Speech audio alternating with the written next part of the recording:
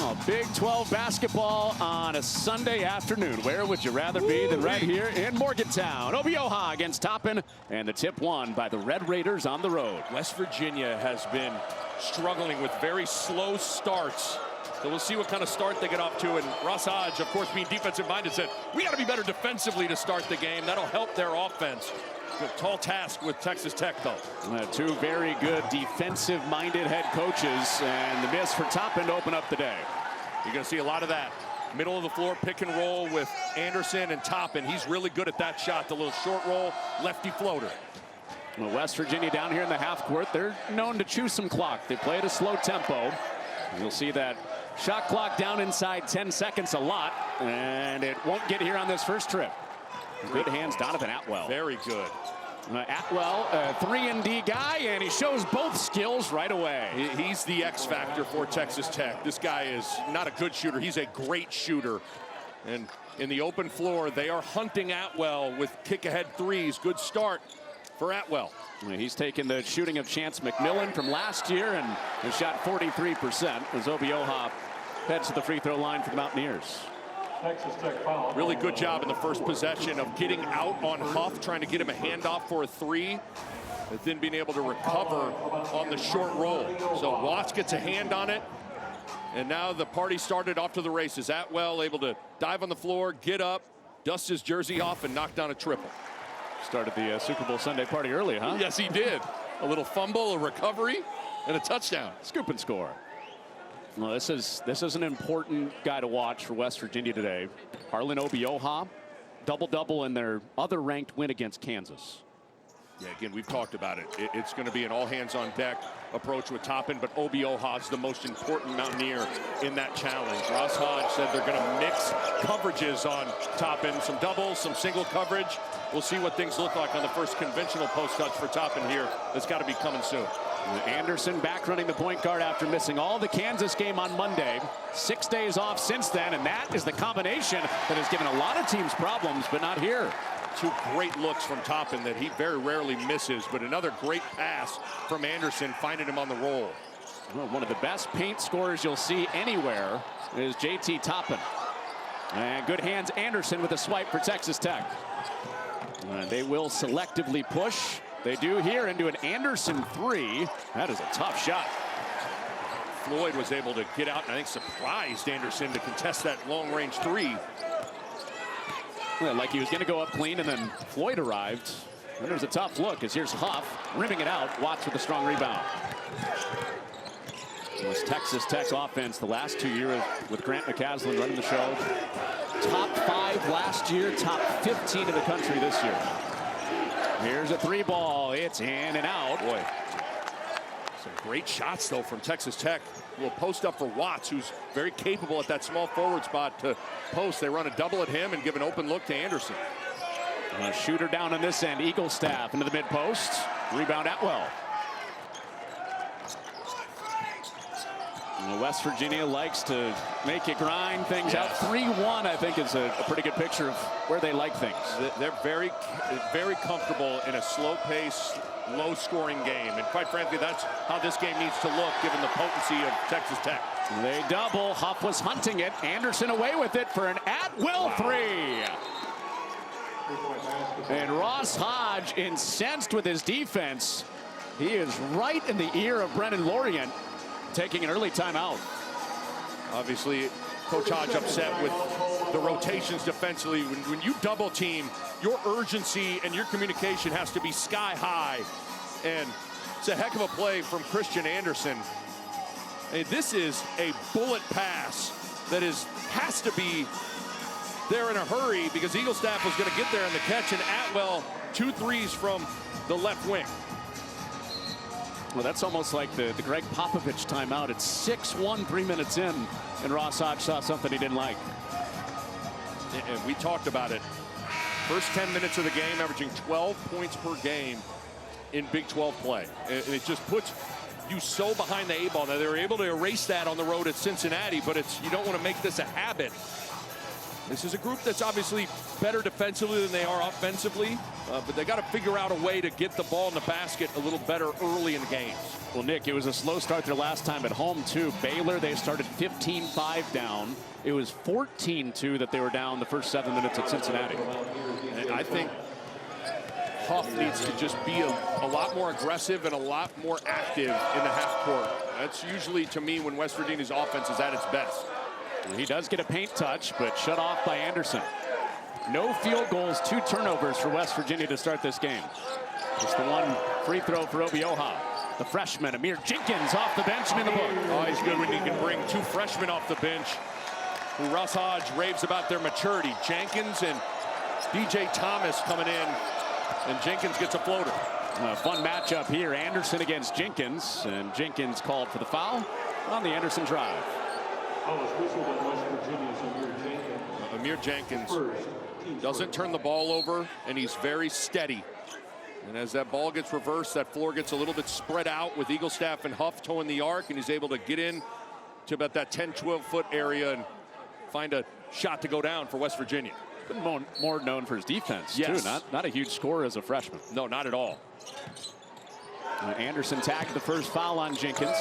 Atwell, a 2-for-2 start from outside, has a touch. Petty pocket pass. Toppin well defended. Down to 5 to shoot for Atwell. Got to create. It's Watts with 3 on the clock. A flashing Anderson fumbles it, and he had to heave it at the buzzer, and a shot clock violation.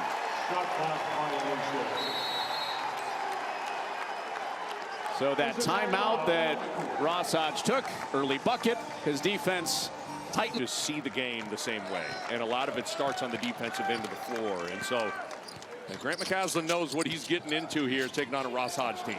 A lob for Laurian on a beautiful delivery from Jenkins. Good job utilizing the shooters to hold up that help on the weak side. Points always at a premium. Out of a timeout, you got to have a set. Not a lot of low post touches yet for Toppin, and this is a turnover. The top 10 scorer in all of college basketball has not gotten going yet. He's 0 for 2 with a turnover.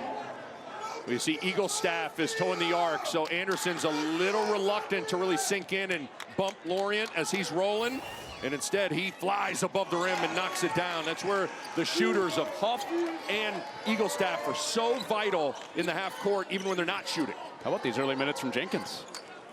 You can tell that Coach Hodge really trusts Jenkins at a high level. Contested 3, Huff short, and good defense for the Red Raiders. No numbers. 4 black jerseys back in the face of Anderson. He sets up Watts, who drills the triple. Not a great three-point shooter, but he's capable. That's his 20th made 3 of the season. If there is a Red Raider that you're maybe going to help off of and on the perimeter, it is Watts, but Watts burns the Mountaineers there on that one. And Nick, when he hits, that pulls some of that help away from Toppin. Yes. This offense becomes scary. And it brings some of the help away from Christian Anderson, which is also scary. Jenkins slipped. Atwell at the bottom of the pile, as he tends to be a lot.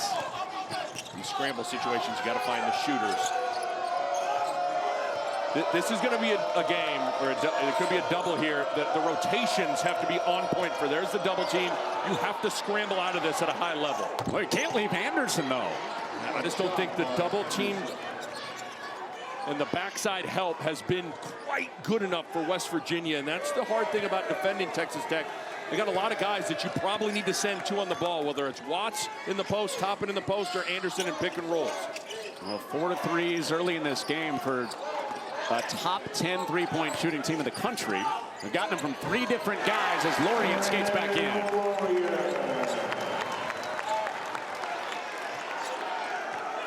So 4 early points for Brennan Laurian. He's a North Texas transfer, followed Ross Hodge from North Texas with Jasper Floyd, their point guard. Those 2 guys, Floyd and Laurian, so important. Watts took steps.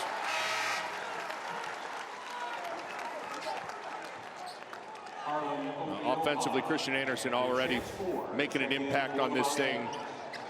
Doing a nice job. See, 2 on the ball with Anderson because he's so potent, and you're able to just pick and pop, and nobody full rotating to Watts. And then in the post, you can't allow him to split that double team. And there's one guy you got to identify, it's Anderson on those kickouts. But this is a game, again, West Virginia's rotations out of double teams have to be perfect today. With all the shooters on the floor, and Petty goes down. This is a 5-on-4. Petty is outside the three-point line, and Floyd scores it. Petty looked like he took a shot to the face chasing around a screen. Well, later on tonight, it might be a personal foul targeting to the head there. That is a big screen from Obioha.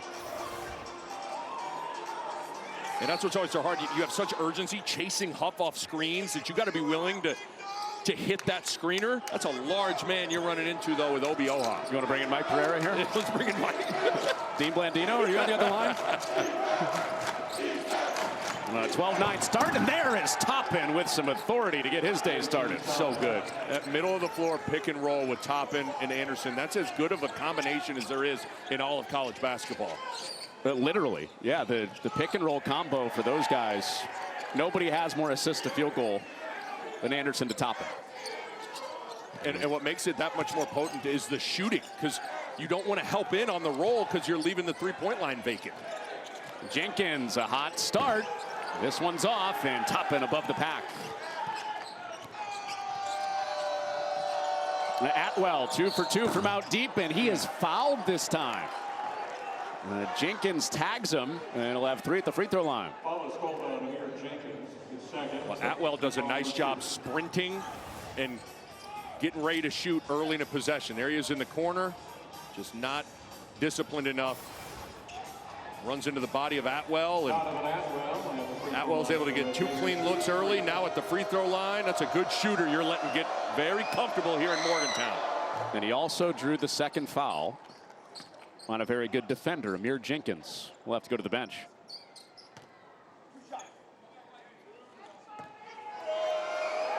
Just a perfect find in the transfer portal, Atwell. You needed to find another shooter. And Atwell was just that a year ago at UNC Greensboro, made 96 threes, and 92% of his shots this season are threes. I mean, it is crystal clear what he is trying to do offensively. Chance McMillan last year, Kerwin Walton last year, helped take Texas Tech to the Elite Eight, and they found the perfect plug and play. Absolutely. With Atwell. Grant McCaslin did a nice job building this roster up. Helps to bring back Anderson and Toppin. Well, a nice feed, Obioha, but a crowd comes and hands on it for Mosley.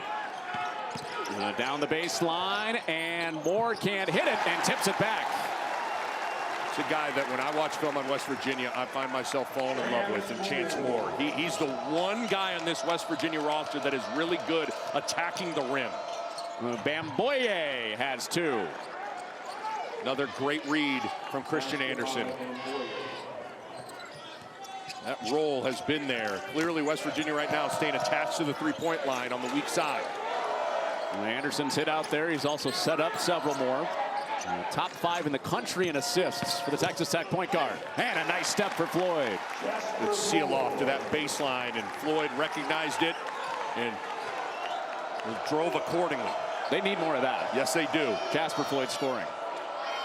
3-ball. Anderson, a tough hit. You're seeing it all. Off the screen, he can shoot the 3, so you got to get out on him. He can see the roll. This guy in a pick and roll situation is just a nightmare to deal with. What do you do? To me, you have to get it out of his hands, but that's a scary proposition with all the weapons around the floor for Texas Tech. Bamboye healthy. He has his spring back blocking shots. And that's just it, whether it's Mosley off the bench or Bamboye. This Red Raiders team is finally fully healthy.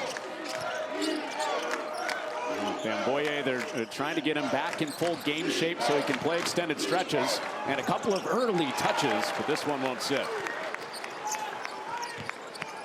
Him and Toppin in the front court together has been a good combo when healthy. And just Bamboye out there now. Huff, drive, kick, a 3, goes for more.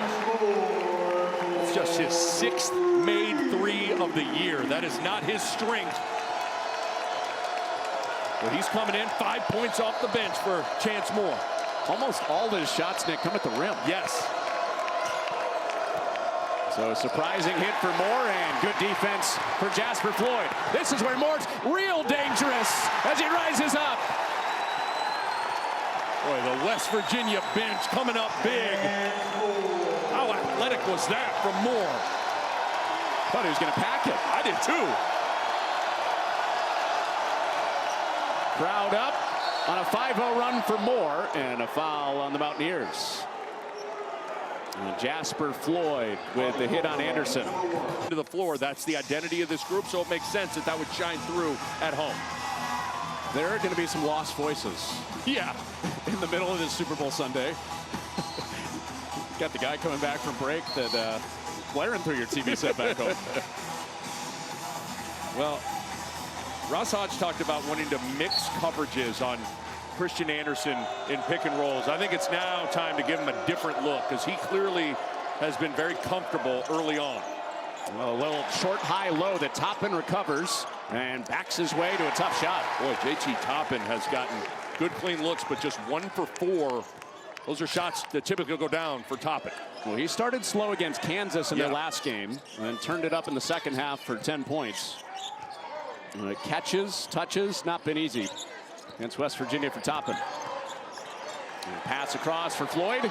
He lets it fly. And Bamboye with good minutes off the bench for Texas Tech. And whether it's Floyd or Chance Moore, when you put 2 on the ball with Huff, one of those guys, they're going to have to take some of those shots. Moore made one a couple of minutes ago. I don't mind Floyd letting that one fly. And the reverse, Bamboye, no. Toppin has it knocked away through a triple team. Good activity. 3 black jerseys surrounding Toppin there. And Floyd, a known driver. And shot blocker Bamboye right with him. Can Huff shake free for a long-range jumper? Hasn't been able to yet. Other side, Thomas with an air ball. That's one I think you can wait on a little bit if you're Thomas, who had a great game on the road against Cincinnati. Well, you know he wants this one bad today as Petty steps into one. Thomas is from Texas. He's from Allen, Texas, and was not recruited by Texas Tech. He had one high major offer. It was right here at West Virginia. And this is Thomas in the post. It's outside for a 3 and in and out for Brennan Laurian. And it is cleared by Bamboye. Well, this guy, Petty, really was the bright spot, even in a loss against Kansas, but played 39 minutes. I think got some much-needed experience and confidence, not only for him, but for the rest of the group, that Petty's a guy that you can really trust out there.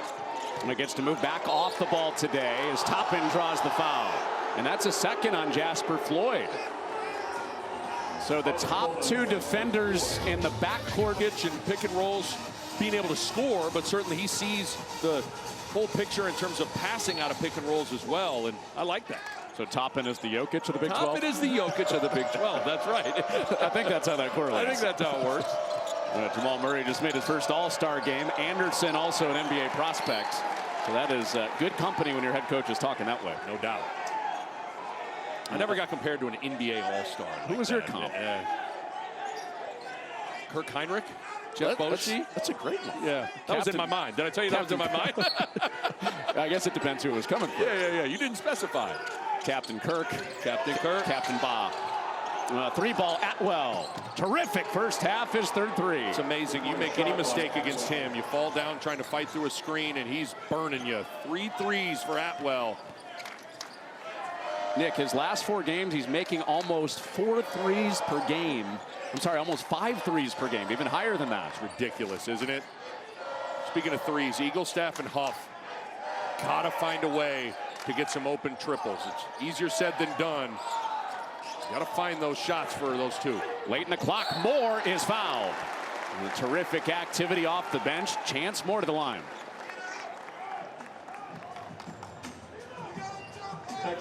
Donovan Atwell, you make any mistake, Eaglestaff trying to deny, just a little inadvertent trip, stepped on his foot, falls down, and all of a sudden a 3's in your face. There's been got a couple in transition, got a easy one out of a double team, and got fouled on a 3. You feel like Atwell is really in a good rhythm. You felt for him the other night because he played terrific defense on Darren Peterson, who could be the #1 pick in the draft for Kansas. And then a fall-away 3 at the end, a wing 3. And Atwell had a couple of chances to tie that game and couldn't, but he's come out hot today. It's an amazing performance so from Texas Tech, albeit in the loss. Without Christian Anderson, there were about 5 or 6 things that had to go wrong for Texas Tech, and then 2 or 3 had to go right for KU for the Jayhawks to emerge victorious. Strong drive for Watts. Big-bodied guard who is under control when he gets to the end of his drives because he is big-bodied and strong. He had a game earlier this year where he was 12 of 13 from the floor. He had 36 against Northern Colorado. It was that 13th shot he missed. Should have held it. Here's Huff, short. And a lot of activity down there for the rebound. It's Atwell with it. 3 of 3 from out deep for Atwell. It's Eagle staff that checks him. Well, this is a foot speed mismatch. Now they get the switch with more on Anderson. There's another pick and roll. And it's Toppin at the top. And a 3-ball goes. He's got to be selective when he takes those. You don't want him living there. He's much better attacking and getting to his floaters. But he's capable, clearly. That one was in rhythm, and it goes down. And if he ends up where he wants to be, which is in the first round of the NBA draft, those are the shots he's got to hit. Right. And there's always a balance on doing what's best for your team and not what's best for your draft stock, you know? Anderson the give up, Petty the miss. And West Virginia gets it back. Well, Lawan Watts, 6'6", big body, Washington State transfer. Again, he's able to play off 2 feet, and he's really good with those pivots and shot fakes inside. And there, a little ball screen. Obioha worried about the roll, retreating to the paint.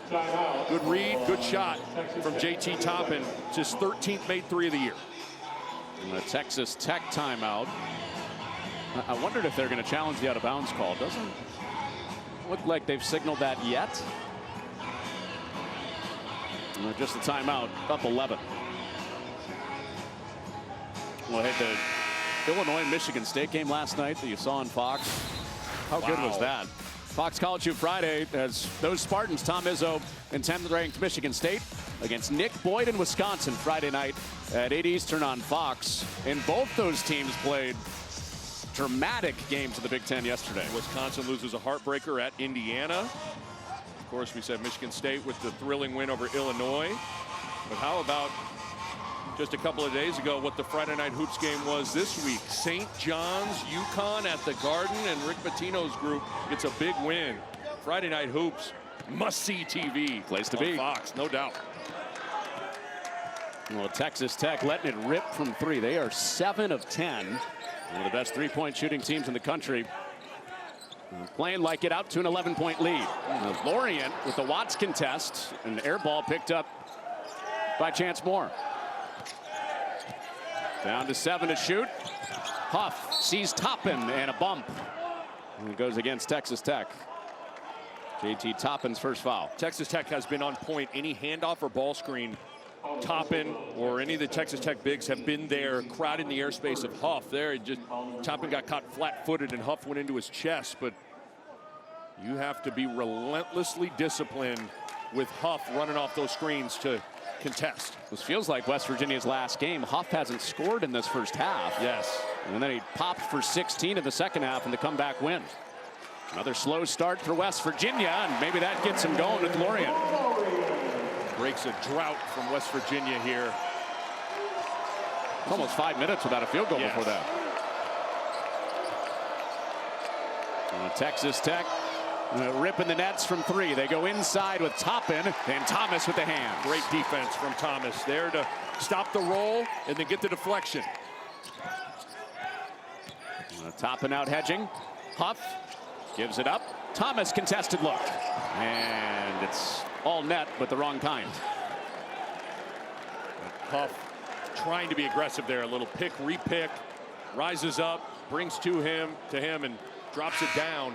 Here's what's hard is West Virginia plays at a slow pace, but sometimes the most open looks for Huff are in transition from 3. So I think if you're Huff right now, you might want to pick and choose a time in transition to go hunt a three to get yourself in a rhythm and a flow, but you don't want to sacrifice the slow pace in doing that, so it's a balance. Interesting to watch that West Virginia pace as this game gets deeper. Huff still without a field goal. 16 minutes gone. He checks Anderson. And an offensive foul. Valuable double bye in the Big 12 tournament in Kansas City. And Grant McCasland talked about always having the eye towards March and focusing on just getting better and better and better. And I think you're going to see that now that they're fully healthy, especially in that front line. No doubt. 30 days away from being at T-Mobile in Kansas City for that tournament. As Moore misses, and the rebound for Toppin. Texas Tech has done a good job making the non-shooters be the three-point shooters and eliminating the Eagle Staff and Huff easy triples. The 2 fouls, Nick, for Christian Anderson. You didn't think he was coming out, did you? Never does. Never.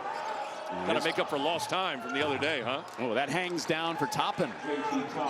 Very rare right-handed little hook. He is capable, but he's more left-handed there. Just so good and efficient on those shots right around the rim. The only lefty in his family, he said. His brother's ambidextrous, everybody else a righty. He's not really sure how that all worked out, where the lefty gene came in. He is so good with that around the basket. And 7 to shoot. Eagle Staff got to get to work. And he's short. And a rebound for Petty. Eagle Staff and Huff are scoreless for West Virginia. And a travel. Ooh, living on the edge. If that was a push-off, it would have been a 3rd foul. Instead, the travel for Anderson. I think Grant McCasland's heart sank a little bit that it was going to be a push-off. It looked like that left hand from Anderson kind of shoved off Eagle Staff, but instead I think it's a right call. That right foot shuffled a little bit, and it's a walk for Anderson. But once again, Texas Tech's attention to detail. Any handoff for Huff, there has been a hedge man there not allowing anything to get up, but Huff's got to find a way to shake free. And West Virginia, when that becomes the case, like to put him on the ball more, like they do in this lineup. Jenkins back in, a beautiful feed for Laurian. Good play from Jenkins. The bench, whether it's Moore or Jenkins, have come in and really provided a big impact. And Jenkins playing through the 2 fouls just like Anderson is for Texas Tech. And Jasper Floyd has not returned for West Virginia after his 2nd. The Eagle Staff slips. Anderson attacks him, sprays it out. Petty knocks it down. Well, it's the 2nd time Eagle Staff has fallen down, and it's ended in a 3 for Texas Tech. This kid Petty, he's going to be a great player in Lubbock for years to come. Oh, and the dunk attempt is a foul on Texas Tech. Lawan Watts now in foul trouble. His 2nd, puts more at the line. Good ball movement. Sometimes you just get the defense moving. You find a breakdown, and no one was able to rotate down with Laurian. Amir Jenkins finds him for a easy 2. That's the other thing with West Virginia, whether it's getting Huff going or just getting more movement. Very important for West Virginia. Sometimes teams got individual guys that can go create an advantage and score. West Virginia needs to do it with movement and some X's and O's. I would think that at some point Ross Hodges said in their huddle, keep this in touch because a run from Huff can get you right back there. All it takes is for you to not be disciplined 2 or 3 times, and Huff is the kind of guy that can go on a 9-0 run in a blink of an eye. It was a 12-0 run against Cincinnati in their 14-point comeback on Thursday night. Anderson has been in control, takes Eagle Staff, creates separation. You said it, that little separation, just that little bump with the left arm creates enough space for him to rise up. This guy is just terrific in pick and rolls. The Red Raiders, Nick, have their largest lead of this first half at 13. Here's Huff, and still not on the board. 2nd chance at it as Jenkins feels the lane. Eagle Staff, can he get going? Yes, he can. Got to get one of those 2 guys, ideally both, if you're West Virginia, involved from the 3-point line. So Eagle Staff and Huff were held down until the final minute, and Eagle Staff gets it back to 10. Toppin out of the roll. Goes to work on Obioha. And a tough left again. You're shaking your head. It's so good. You know it's coming, but you can't stop it. You knew he's going to get back to that lefty jump hook. He makes so many of those shake your head type shots. I know. It's become common. It's ridiculous. Both him and Christian Anderson. Down to 10 on the first half clock. Shot clock is off. Here's Huff. Petty is right there with him. This is speed against speed. He does find some space, but front rim, and Texas Tech. Because in the first half, every time a handoff for a ball screen came, all that did was invite a double team, and Huff had to just get it out of his hands. Can Huff score without having that action? Well, Brendan Laurian already up to double digits. Good start to the half for the big man for West Virginia. Got knocked on the head on his way to the basket. Russ Hodge told us before the game, we write on the board, stay together for 40 minutes. And that was tested at Cincinnati. They did, and they were able to come back and win. That's going to be tested again today. That little hook for Toppin that he usually hits is out of bounds. He talked about body language, and Jasper Floyd, who will bring the ball up here, is the guy that leads them in that way. And I asked Russ Hodge, what were you most impressed with the comeback? He said just the no panic and being comfortable in the midst of the storm on the road at Cincinnati. Well, there's a storm here. They got to find a way to stay comfortable. Plenty of time to chip away at this 10-point lead. Texas Tech loses Floyd, and 4 in a row for West Virginia at halftime. Nice cut from Floyd. And the two North Texas dudes looming large early for West Virginia. Coming with Ross Hodge, him and Grant McCaslin, the Texas Tech head coach. A long history together at North Texas before coming to the Big 12. Anderson, 8 points, 7 assists in the first half. Almost a turnover. Ends up with a pass to Watts. He's in trouble. Gets away to Petty. And Obioha secures the miss. Good energy from West Virginia early in this second half. Sure is a very spirited conversation from Russ Hodge in the locker room at halftime with this group. I would guess so. And Texas Tech trying to win this game on the road and stay a game back of a possible double bye in the Big 12 tournament. Eagle staff short. And here comes Anderson with his foot on the gas. West Virginia does have one top 25 win on this court this year. That was against now number 11 Kansas. They'll have to do it to come back if they do it for a second time. And Watts with a turnover. Floyd sat a lot of the first half with foul trouble. And back in control of this offense. He attacks and got to his spot. I love it. Russ Hodge just putting Laurian and Floyd on one side of the floor, pick and roll. You get the two shooters in Eagle staff and Huff on the other side of the floor, so there's a ton of space for the two North Texas transfers to go to work. That's led to a 6-0 run for West Virginia. And these opening minutes of the second half. Petty wraps it to Watts. Atwell is short. And felt like he couldn't miss in the first half. Yes. See if Russ Hodge wanted to come right back to it. Here it is, side pick and roll. This time just a back down. And just the ISO for Floyd. Laurian's out of there this time. Toppin was looming. Obioha off the dump off. And now Grant McCaslin has to stop it. An 8-0. Teams are going to need it to get to the NCAA tournament. Well, in the case for West Virginia, they need to win their quad one games the rest of the way and have a good showing in Kansas City to get back on the right side of the bubble. That's the beauty of the Big 12 is you get opportunities if you're a team like West Virginia. Petty stops the 8-0 run for West Virginia. What do you do in tough times? You lean on your superstar. Just an ISO with JT Toppin brings a double off of Petty's man, and Petty drills it. Great call from Grant McCaslin out of timeout. Current superstar set it up. Budding superstar as a freshman knocked it down for the Red Raiders. Petty out of Seattle. Won a state title there. High recruit. Here's Obioha, hard to the rim and a foul call.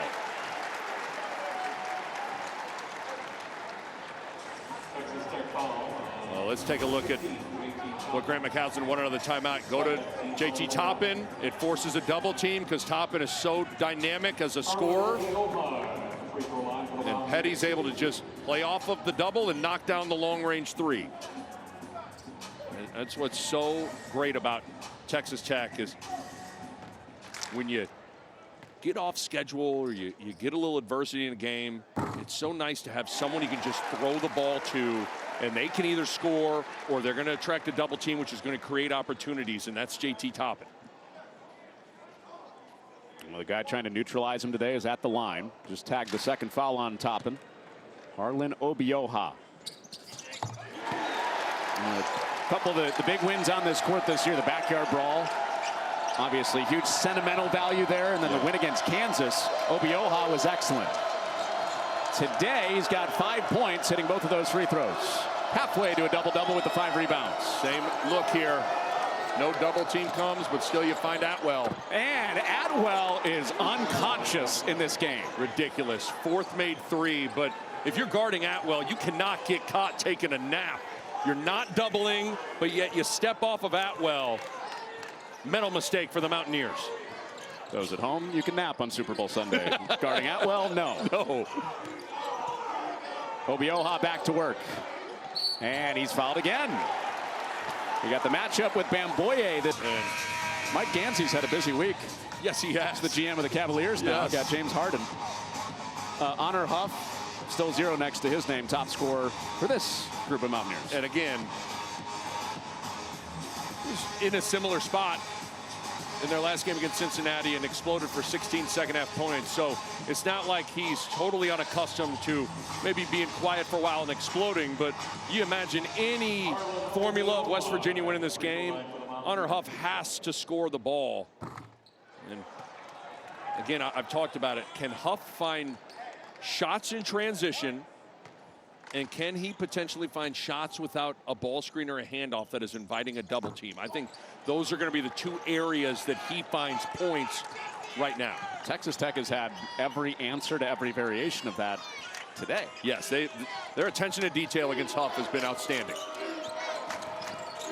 Petty off the drive. It's Toppin outside, and they reverse that combo. Petty to Toppin this time. How about that? Petty hitting the baseline and kicking it to the big second made three for JT Toppin. You just love it. The crowd got roaring a little bit, and Toppin answers with some great plays. Well, he's hit both today. Here is Huff. He got an open look for Floyd. Can't cash it in. And it is Eaglestaff staying with it for West Virginia. And a jump ball. It goes Texas Tech's way with the hustle for Bamboye. You see Petty hitting that baseline and attracting attention. Eaglestaff gets beat, brings a crowd. Obioha, it's one of the challenges, Connor. The big guys aren't accustomed to getting all the way out to the three-point line to defend the shooters. And Toppin, he's not a high-volume guy, but he can make them. And you see what this group does from the three-point line. Just ridiculous. And the next one will put him above that average on the year. And that average, by the way, is top 10 in college basketball. Toppin wants a third in his first miss today. That's a JT Toppin heat check. See, when he hits two, it's time to check the temperature a little bit. And what did you see in the thermostat there? A cool 68 degrees. Okay. Just nice, not bad, not feeling it yet. He's missed some of the shots he normally makes, too, around the rim. That early, especially. Correct. The first couple looks he had, left right on the doorstep. It's like an ISO, doesn't it? And here comes a ball screen. Petty staying with Huff, chasing him around the screens. Chance Moore has been a good scorer off the bench today. He gave it up, Eaglestaff. Drive, kick. Moore with 3 on the clock. And an air ball. Laurian, does he see the clock? And didn't get it off on time. It's always so hard when you're a guy like Huff and a scorer like Huff. There's a fine line between selfishness and responsibility. You don't want to get super selfish, but it is your responsibility to score. And so, I'm not saying hunt bad shots, but you do got to start to hunt a little bit to get some shots up. Well, he's been fighting that balance mentally all year. Yes. He even said, sometimes I try to make the 16-point play, which he can do. We saw it with the 12-0 run, but How aggressive will he get? And JT Toppin cannot be stopped down there. You talk about mixing up coverages. You've seen doubles come there, one-on-one coverage comes, and JT Toppin burns it. Last couple of minutes, it's been the JT Toppin show offensively for Texas Tech. They answer back. Texas Tech has answered back the 8-0 run out of halftime with an 8-0 run of their own, back up 13. You saw the double team come a couple of minutes ago, and Petty hit a three. They're at single coverage, and Toppin takes his time, reads the defense. Just does a terrific job of really going through his weak hand, but still, when he gets that close to the basket, you can forget about it. I got to say, Nick, he said yesterday that he likes playing the 4 more than the 5. He's been slotted at the 5 with the injuries to Bamboye. But that looked like a man that's pretty comfortable playing in the low block, too. Yes, I think that's where he's at his best. His best shots are those little left jump hooks, right hand on counters around the hoop. And he can score in a variety of ways. And I thought it was interesting. Ross Hodge told us that, all you're really looking for offensively is a way to gain an advantage or leverage the defense. He said JT Toppin does that, he thinks, better than anybody in college basketball in terms of creating an advantage, whether it be one-on-one or attracting a double team. You've seen the best leverage player. That's it. In college basketball. Which is an interesting way to frame it, but a correct way to frame it. It's good if you're a low post player and an agent. Yeah, right. Well, this match is the biggest lead of the day for Texas Tech at 13. And inside 14 minutes to go. We'll try to have Huff set that ball screen. That yielded really good results against Cincinnati. Well, tough look, Laurian, and Bamboye right with him. Texas Tech has handled that action well with Huff setting on-ball screens. Well, and they lost Toppin. And they recover on him. And Anderson on the take. Strips, and a foul call. And John Gaffney on it from the baseline with the whistle. Job by Toppin to trust his teammates there. A lot of players would have caught that and tried to go up with it. And he got behind the defense, but instead sprays it out. And Anderson's able to then attack a closeout. Third foul on Amir Jenkins. Played through the foul trouble in the first half. And Anderson splashes one in. Obioha, Thomas, and Floyd check in for the Mountaineers. Christian Anderson, you can see it, the feel that he has. Grew up with a pro basketball player coaching him. His dad played overseas for a long time. Anderson even said, some of my first memories are taking shots in Berlin and watching European basketball. You can see it the way he navigates the pick and roll. Yeah. Your proximity to the game doesn't guarantee that you'll be good at the game, but it certainly doesn't hurt. And he's grown up around basketball. Out for a 3, DJ Thomas. Obioha in pursuit and one. With 4 white jerseys and around Obioha, and he's able to carve out position right in front of that rim. Watch him throw Bamboye aside. That's just playing to your strength. Really, really good job. Watch again. He's just going to toss him to the side, get to the front of the rim. Good effort play from Obioha. Well, Nick, he's done his part. 7.6 rebounds. And it's been a question of spacing sometimes for Ross Hodge. He's missed 3 free throws in a row. Obioha has, but spacing, you put DJ Thomas at the 5 and space the floor a little bit more, or use the true low post guy, Obioha. Anderson steps in. And don't see a lot of misses like that from Anderson. Campbell going under the ball screen too, and Anderson can't knock it down. So let's watch Huff here, see if Huff can get involved one way or another. And a guard-to-guard screen, and it's Huff racing to the rim, and some foul shots coming. And you nailed it, Connor. It's been big setting a lot of ball screens for Huff. There, Amir Jenkins comes and sets the ball screen, and oftentimes guards aren't accustomed to hedging or not a better communication there, but Huff's able to turn the corner and finally potentially going to be able to get some free throws. So he's been running into the wall that is JT Toppin most of the day. He is the guy that's hedging. He's ran into Toppin's chest numerous times because he's been the main hedge man. Toppin might have a little chest pain after the game. Well, first point for the leading scorer, Honor Huff. 16 points per game. And 0 for 5 from the floor, 0 for 4 from 3. You wonder if Ross Hodge will file that away and come back to that look. Go guard to guard again. A little guard to guard ball screen, something to get the little fella loose. Well, some full court pressure for West Virginia, and no problem with it. For Watts, who as a four-man can handle it really well. Very well. I think that pressure is more to choose shot clock than necessarily turn Texas Tech over. Well, there's that pick and roll combo of Anderson to Toppin. But Atwell, he's on the right side of the floor, so that help is reluctant to come in. That's where the trio of Atwell, Anderson, and Toppin is a nightmare. And there's the guard-to-guard ball screen there. It's a switch. A quick show from Obioha. It's a three. That's an air ball for Huff.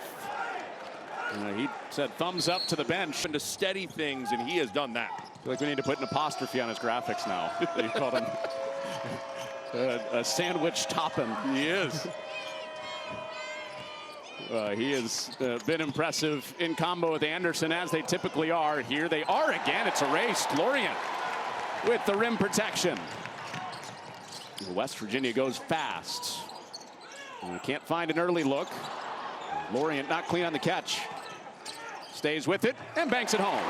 Good job by Obioha to just seal off the front of the rim, though. And I think Laurian was able to identify that and get to that right block.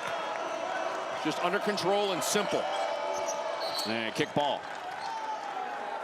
Laurian has been West Virginia's anchor on what's been a very good paint defense team, West Virginia. Yes.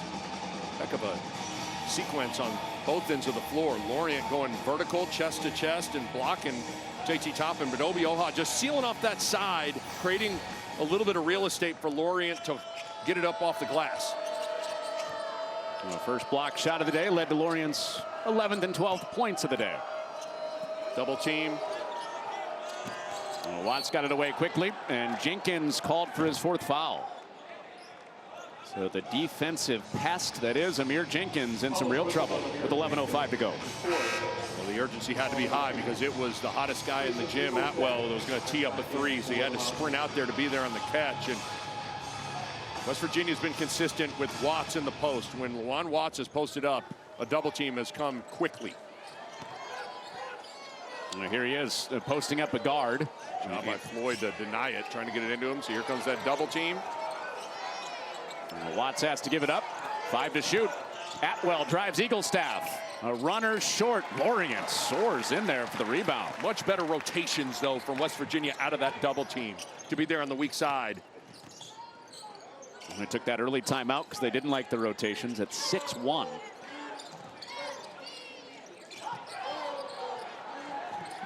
Watts forces it up, and good defense by Anderson in the pocket of Huff. You know, we've talked a lot about Huff, but one of the other Mountaineers needs to think about creating a shot for Huff. You know, saying, hey, go find a way to get him a look. Floyd late in the clock. Traffic there.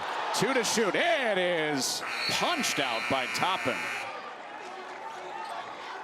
There was some angst in that block shot. And Ross Hodge is yelling to Tracy Eaglestaff, don't camp out on that weak side. Come help him out. Even Huff is leaving him on an island. He's double teamed and got Toppin on him. Floyd finally said, well, listen, I'm just going to have to get one up. You got to help your teammate out when they're caught in a bad spot. Well, this is filed under the appeals category. This is not a challenge, but you can ask, as West Virginia has, to go over to the monitor and see if there's any time left on the shot clock. I thought there might have been, there won't be much, but I thought there might be about a second or so, maybe a little less. Well, part of why that's important, Nick, you only get one challenge, and if you lose it, you're done. And so this isn't a use it or lose it situation for the Mountaineers. Correct. Take another look at it. See that shot clock top of the There's no shot violation on the floor. Ball was hit out of bounds at 0.1 second. It'll be West Virginia ball with 0.1 on the clock. So no catch and shoot. It's where if you're Texas Tech, you just don't want to foul, obviously.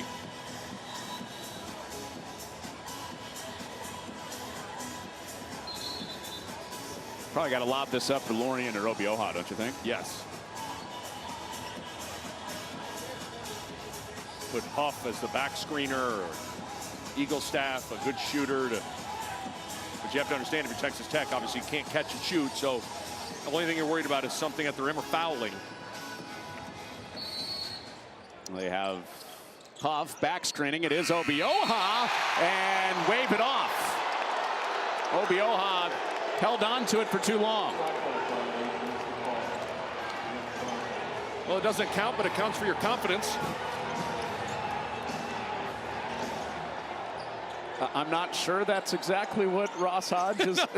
Hey, I'm trying to be Mr. Brightside here, okay? All right, killers. Coming out of your cage, I see. Yeah. Well, we hit the midway point of the second half. Christian Anderson in control.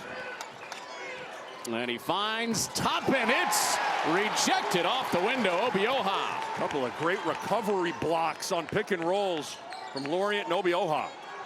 That looked like it was good night till Harlan arrived on the scene. The Eagle Staff, just that one basket, and good movement. Better hands for Atwell. 3, Eagle Staff. Spins out. And stay down here. Obioha playing with a little emotion right now.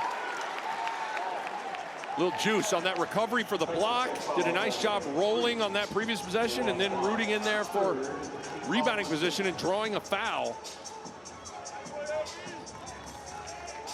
Well, Lawan Watts, his third foul. Both him and Bamboye have 3. It's a very short Texas Tech bench. They've only played 7 guys today. Only go 7 or 8 deep typically. And Huff gets popped. Petty gets him. And his first. And that'll put West Virginia in the 1-1. And it'll be Huff. Texas Tech Get an opportunity to go shoot 2 more free throws potentially. Spurs, team foul number 7. The only points that Huff has today, Nick, right here. Foul line. Hunter Huff at free throw line for the Mountaineers. Shooting 1 West Virginia's best scorer, their best free throw shooter. 81% on the year. Earns a second. Let's snap the 2-minute scoring drought for the Mountaineers. Texas Tech working on almost 3 minutes without a basket.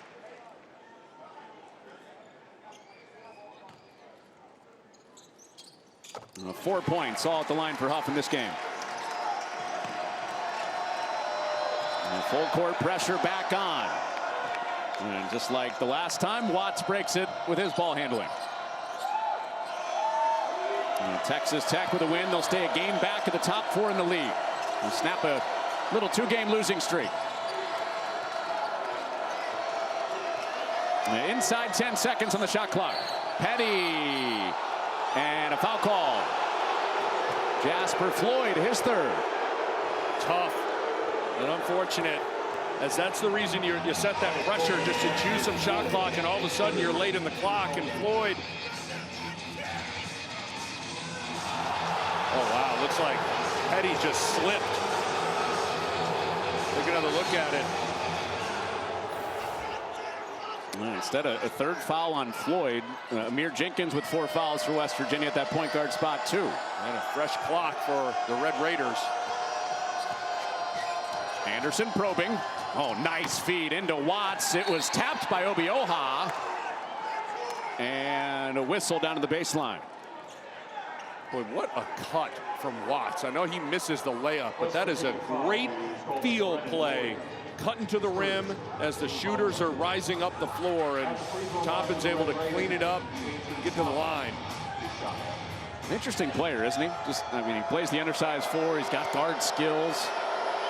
And he's a matchup problem. He's 6'6", and he's a tweener. He's one of those rare players that is comfortable with his back to the basket. And oftentimes guards, they're not comfortable defending in the post, and that's what makes him such a unique guy to cover. Well, he earned Toppin a couple of free throws, got them both. So Texas Tech has kept West Virginia at a distance, back up 11.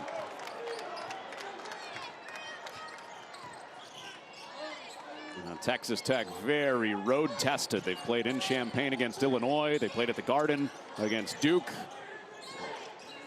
Played at Houston already. Obioha swipes under.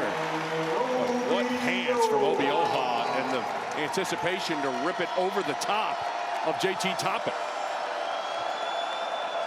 Obioha up to 9 points with 6 boards. Tell you what, the roll guys for West Virginia, they're contributing and just can't get Eaglestaff and Huff in the flow. The big two have been quiet.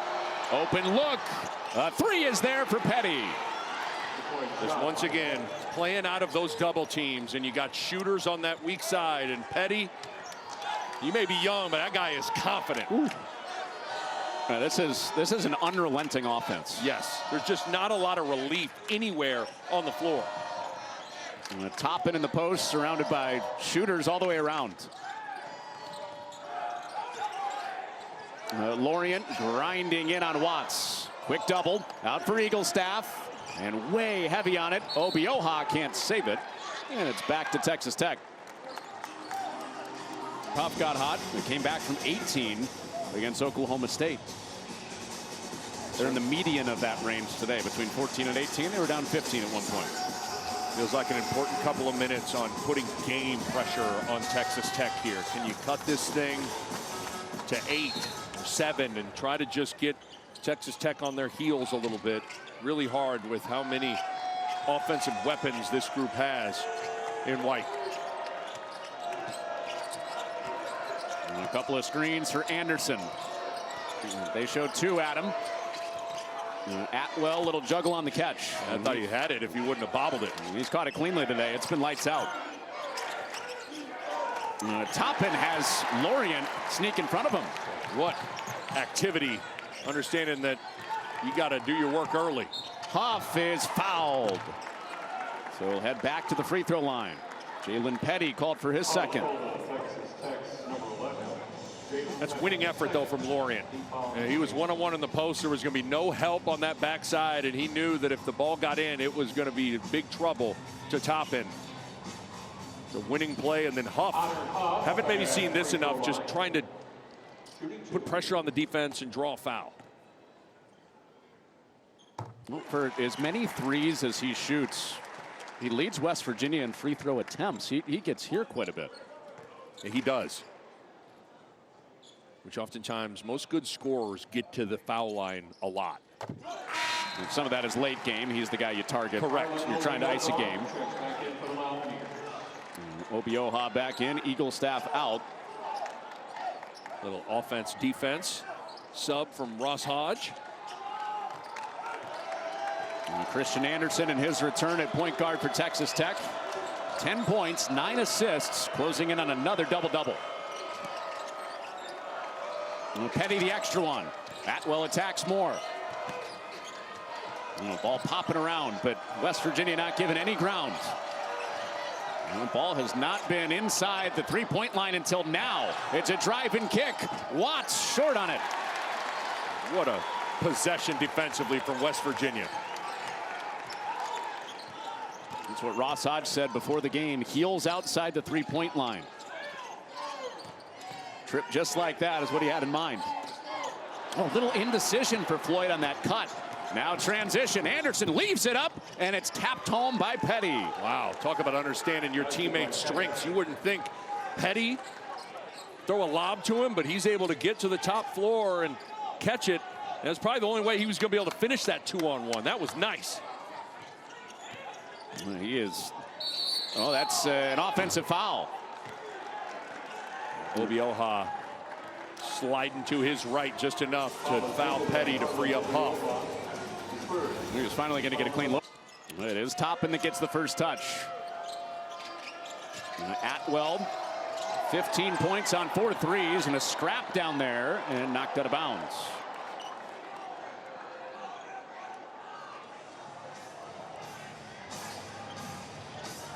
These are the situations where your communication has to be terrific if you're West Virginia. Back screens, staggered screens, you got to be ready to communicate.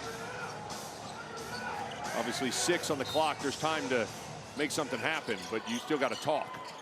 Inbound from a little bit of an awkward spot. Watts fake the handoff. Everything but on his drive. Getting late for the Mountaineers. Moore back to the rim. That would have counted on the continuous motion. Instead, 2 free throws. It's an example of Chance Moore's not a three-point shooter, so you don't pick him up more to get ahead of steam. And he comes flying down at Christian Anderson, and what it takes is a little bit of a bump, and he's at the rim and drawing a foul. 2 shots. West Virginia has left some points out there. That is their 7th missed free throw. You'd imagine on a made free throw, West Virginia will set their full court press. This is where it's always hard as Texas Tech. You don't want to play not to lose. You still got to be aggressive. There's still a lot of time left in this game. And if you break this pressure and got a shot, you can be aggressive. Point of emphasis for Grant McCasland, too. Didn't finish the Kansas game. Correct. They had 6 days to stew about it and make the correction down the stretch in another conference game. One-on-one in the post with Obi Oha. Toppin way too strong. So West Virginia chasing 11. They've had it to as close as 4. And Texas Tech had an answer after the run out of halftime. Job by Petty. The Huff on the re-attack. Off, Toppin rebound. Boy, Petty has really chased Huff at a high level. Crowded the airspace, forcing Huff to put it on the ground. Really good. We wondered maybe it would be Atwell today that would get him, but Grant McCasland said Petty's speed is exactly what we need on Huff today. And a Toppin with the flush. Wow. You talk about seeing the little pocket pass, a little underhand scoop from Christian Anderson. So Texas, show you that. He's 1 rebound away from getting right to those averages. At 20 and 9 today is Laurian, another one for West Virginia. Yeah, it's Huff setting that ball screen. Love that look that Ross Hodge runs, frees up Laurian for the 2. Well, if there's going to be a push for West Virginia, it's got to happen in a hurry. Yep. And you got to get some stops and some quick scores. Well, Watts left it on the doorstep, and they do get a stop. Well, West Virginia used to playing at a slower tempo. You did see the 2 comebacks that they had this year. Well, this would be a real late one. And they're back-to-back makes off of the stop. Jasper Floyd cuts it to single digits. Back to the elbow ISO. Right here, it just yielded good results. Laurian forced him to the non-dominant hand to the right. West Virginia wanted to travel. They play on. It's a spray out. Petty short on the 3. Got mixing up the coverages. One-on-one a couple of possessions ago. There, a double on Toppin. Can West Virginia make it 3 stops, 3 scores in a row? It's Laurian. He does. And this time it's Eagle Staff on the ball screen for West Virginia, freeing it up. Some people have left this building. They might be trying to climb their way back in now. It's down to 7. 6-0 West Virginia run. Stop and start. Anderson. Off the hands, Atwell backs it out. Anderson for 3. He got it! Boy, what a huge sequence. Looked like West Virginia was going to have a steal. Instead, Atwell corrals it, and it ends in a 3 for Anderson. The roll, Laurian into the body of Watts. All of a sudden, offense coming easy for West Virginia right now. Just a little bit more activity early in possessions. That's 4 scores in a row. Laurian has 3 of those 4. Anderson, a deep one. The Eagle Staff clears it, and a foul against Texas Tech. Well, I'm not sure about that shot from Anderson. I know he's got the green light, but that's an early one. As you see Laurian attacking JT Toppin off the ball screen, but this scramble situation, Texas Tech ends up staving off West Virginia. That sequence might loom incredibly large.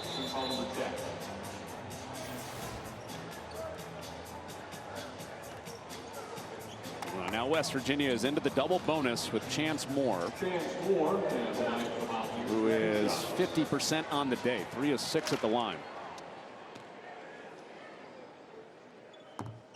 And his 4th miss.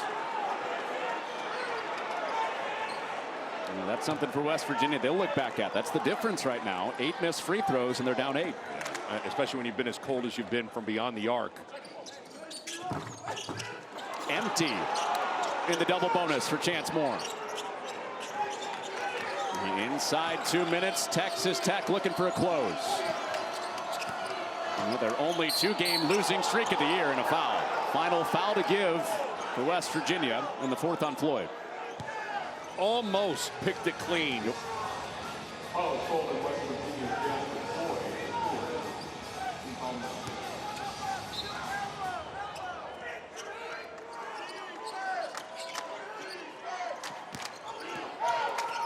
Back to Toppin against Laurian. I think they're trying to intentionally foul JT Toppin, which is obviously a strategy. Only a 52% free throw shooter. And Ross Hodge going with Toppin. I guess that works, yeah. I don't know if that, You'll give it to me? I don't know if that or your bread topping was better earlier. Let's see if JT Toppin can step up and knock him down. It's going to be a 1-and-1. And got the front end. You play the percentages. I don't mind the decision from Ross Hodge. You really got a dynamite offense you're trying to deal with. You see if JT Toppin can answer the bell. He's at least made the first one here. You watch him shoot in practice and when he's put on tape in the games. He's got good touch. Totally. It comes off his hand, and he's got decent rotation. And there is some of that touch. Yeah. And he shot 67% from the free throw line a year ago, so it's not like he's been a perennially poor free throw shooter. Right. Just more this year. The Red Raiders are perfect today, Nick. 9-9 at the free throw line as a team. Huff, quick shot. Laurian, offensive rebound that squirts free. So let's see if West Virginia plays the foul game. Ross Hodge was looking down the bench. And Anderson, a very good foul shooter, and they'll keep it on the floor. And he drives past Floyd. Give up Toppin. Short. And just outside, a minute to go for the Mountaineers.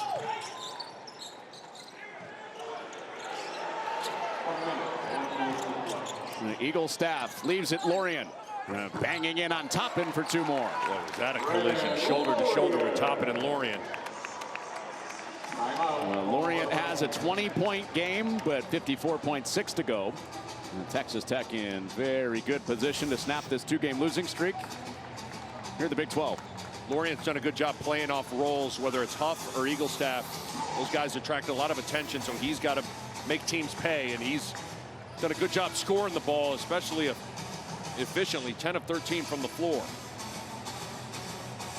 When you think about Texas Tech, and I want to go back to what you said about them being right in that Final Four mix. How do you see them fitting in the rest of the way the Big 12 regular season with still a couple big games on their schedule? They'll have Arizona, they have Iowa State, both those games on the road that'll be big tests. Yeah, that's going to be really challenging, winning on the road against those 2 teams. And I think that they obviously have the capability of winning the Big 12. Obviously having those 3 losses already going to be challenging for them just because they're fighting an uphill battle. This group has already played Houston. Obviously just had an opportunity with Kansas in Lubbock, but no Christian Anderson makes that challenging. But they're good enough to win the Big 12. It's pretty hard given what's up ahead of them. But certainly this group, again, you got wins over Houston, you got wins over Duke. You have wins like that under your belt, you can beat anybody, including Iowa State at Iowa State and Arizona at Arizona. Hard to imagine Arizona having 3 regular season losses. It is. But they're going to get challenged down the stretch. They still got to go to Houston, got to go to Kansas. But we'll see. Well, the reason I say hard to imagine that because no one's beaten them. Nobody's got them. I guess you could say that about Miami, Ohio, too, right? That's true. Yeah. Final minute. Atwell got Texas Tech going with his 3-point shooting. 4 up on the board today, a 15-point day. And that's a walk on Watts. And I like the decision from Ross Hodge to not foul. I think try to put a couple of traps out there, see if you can't force a turnover. As Watts, take a look if he moved that left foot just a little bit. Close. Those are those decisions as a coach, to foul Toppin or to not foul there. You're challenging in the moment. Here comes Huff. No airspace. Laurian missed it. Bamboye challenged it. Ross Hodge almost fell over, appealing the call. And now Texas Tech will head to the free throw line. What a play from Luke Bamboye. The VCU transfer was on the all A-10 defensive team, and showing you why. He has been banged up for most of the season, but he brings defense and rim protection to this team, and that shows up in a big spot for the Red Raiders. That's another thing with Texas Tech. Haven't been fully healthy, so we haven't seen Bamboye in full condition yet. They're only going to get better defensively now that he can play a full game. And that's something that Grant McCaslin feels really excited about. 22 seconds to do something with it with Eagle staff. It's a 2-possession game. Clock stops, 19.9. And a quick foul on Anderson. And this will be another 1-and-1, the final for Texas Tech. Just no quit in West Virginia. They're going to fight all the way until there's zeros on that clock. Well, you're filling all of us in on what Ross Hodge had at the top of his board. Together for 40 minutes. They felt like that really showed up at Arizona. They lost by a big score. But if you watched their huddle late in the game, they were still in it together. Yes, which matters. And body language has been positive. There's been no panic, no pointing fingers, any deficit. This group stayed tight-knit. Christian Anderson is the line for the Red Raiders. Christian Anderson, 78% free throw shooter, a 1-and-1. And it's still a 2-possession game. West Virginia has struggled all day to shoot threes, but a couple could get him right back to level. And Bamboye one more time. Bamboye, 2 enormous blocks here in the final minute of this game. Pinned it to the rim against Laurian, then gets this one on Eagle staff. Great timing.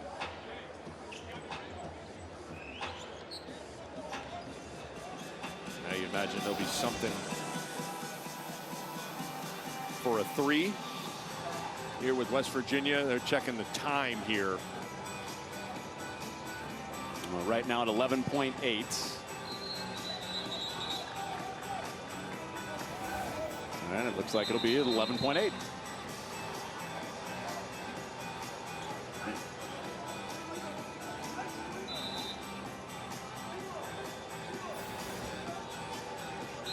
Maybe a 10th or 2 that could have added, but close enough. They'll keep it at 11-8 left in this game. Eagle staff and Huff here. Got to keep an eye on those guys. Here comes Eagle staff to the corner. He can't hit it. Offensive rebound, and Laurian is fouled. Obioha's shot doesn't count. So Laurian a chance to add to his 20 points. But Laurian has really played hard. Both him and Obioha, you can't fault their effort. But Ross Hodge got what he wanted. Eagle staff with an opportunity, a clean look from 3, but can't get it to go down. A big hat tip to the guards for Texas Tech. They hold Eagle staff and Huff to 2 of 17 from the floor. Yeah, those guys have chased those 2 well. You also got to credit guys like JT Toppin helping out and hedging as well, but there's no doubt that it starts with accepting the challenge of sprinting off of screens and chasing Huff and Eagle staff. 1 and 2 for Laurian. 7.5 to go. Inbound to Petty. West Virginia gets their foul with 3 seconds coming off the clock. So you got so many guys that are poised with the ball, whether it's Watts, who's kind of a point guard, in a big wing body. Certainly Petty can handle it, and obviously Anderson can as well. Point guard, wing forward. Point wing forward. Point wing forward. If nothing else comes from the final 4.1, at least we got a Nick Baugh patent.